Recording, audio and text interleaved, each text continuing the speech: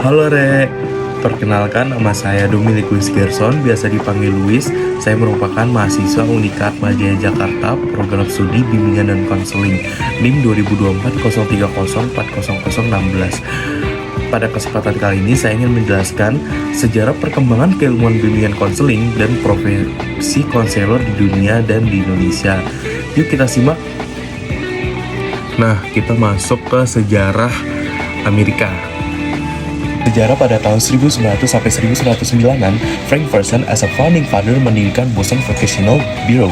G.S.P. Davis adalah orang pertama yang menetapkan program bimbingan sistematis di sekolah umum.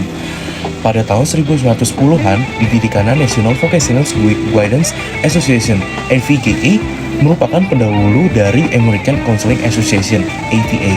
Lalu pada tahun 1920-an, sertifikasi pertama untuk konselor di Boston dan New York. Pada tahun 1930-an, A.G. William et al. Mengembangkan pendekatan Counselor-Centered Training Factor untuk membantu para mahasiswa. Pendekatan tersebut menjadi teori konseling pertama yang sering disebut sebagai sudut pandang Minnesota. Era ini menjadi cikal bakal dipublikasikannya kampus nama-nama pekerjaan sebagai upaya yang pertama dari pemerintah untuk menyusun daftar pekerjaan secara sistematis. Lalu pada tahun 1940-an, Carl Rogers mengembangkan pendekatan client-centered menerbitkan Counseling and Psychotherapy. Pada tahun 1950-an didirikannya American Personal and Guidance Association (APGA), yaitu pendahulu American Counseling Association. Di tahun ini pula American School Counselor Association dan National Defense Education Act (NDEA) dirumuskannya teori-teori baru, analisis transaksional, terapi transisional emotif. Teori-teori tersebut menentang teori lama. Lalu pada tahun 1960-an, konseling behavior muncul sebagai teori konseling yang kuat, dipimpin oleh Revolution in Counseling. Karangan Jones Krumboltz, Undang-Undang Community Mental Health Act, diundangkan berdirinya Pusat Kesehatan Mental Masyarakat di seluruh negara APGA, menerbitkan kode etiknya. Yang pertama, Eric CAPS didirikannya, mulai membangun database riset dalam konseling.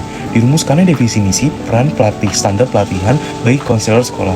Lalu pada tahun 1970-an, diverifikasi konseling di luar bidang pendidikan. Istilah konselor di komunitas merupakan tanda untuk menggambarkan tipe konselor multifaset. Gerald Sway, editor Journal of Personal and Guidance, memfokuskan perhatian pada masalah multikultural terbentuknya American Mental Health Counseling Association. Lalu pada tahun 1980-an dibentuknya Council for Accreditation of Counseling and Related Education Program. Didirikannya NBCC, dimulainya Counseling Academic and Professional Honor Society International, dibangunnya kantor markas besar asosiasi oleh American Association of Counseling and Development. Pada era 1990-an, SACD mengganti nama menjadi American Counseling Association (ACA) di tahun 1992. National Academy for Clinical Mental Health Counselor bergabung dengan NBCC. Pada tahun 2000-an, terjadi penekanan baru pada konselor yang menangani krisis trauma dan tragedi muncul dengan berbagai kekerasan dan perang Irak. Berkembangnya penggunaan teknologi dalam konseling, terutama lewat telepon maupun website. Konselor mengidentifikasi lebih kepada ACA sebagai kelompok afiliasi utama. Pada era COVID-19, kebutuhan layanan mental health semakin tinggi di seluruh dunia. Konselor menjadi salah satu helping profession yang paling dibutuhkan di layanan konseling secara online. Semakin berkembang pesat. Amerika udah, profesi konselor udah. Selanjutnya apa ya? Oh, sejarah Indonesia nih. Yuk kita bahas.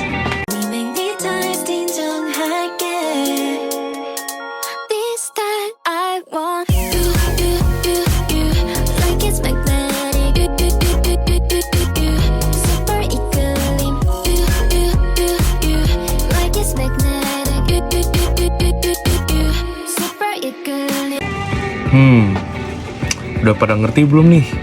Udah dong pastinya. Sekian dari saya, terima kasih.